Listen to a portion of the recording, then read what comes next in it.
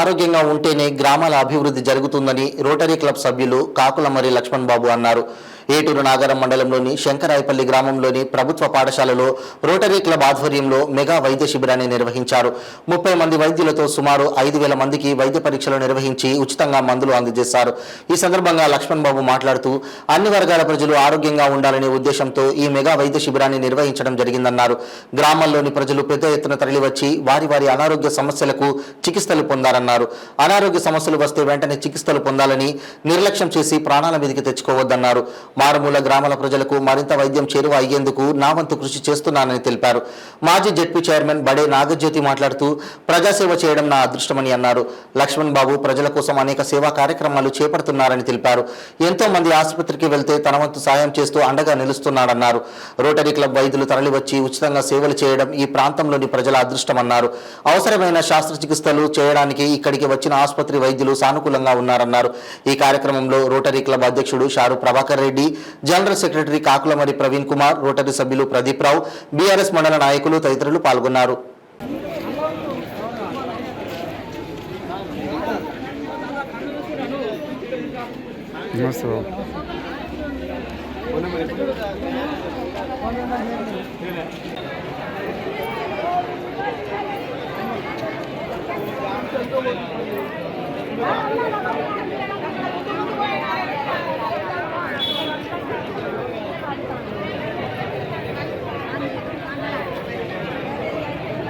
नमस्ते बोल नमस्ते नमस्ते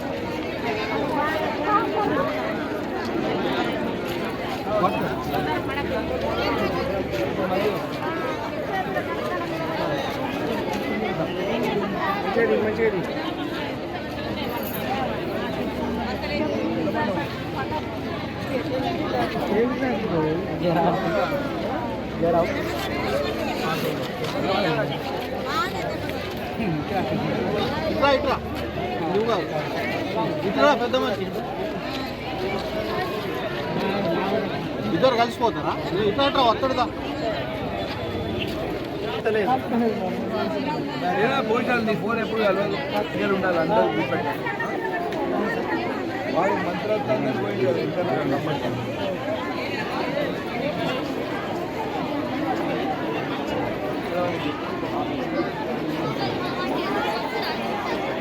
రానండి.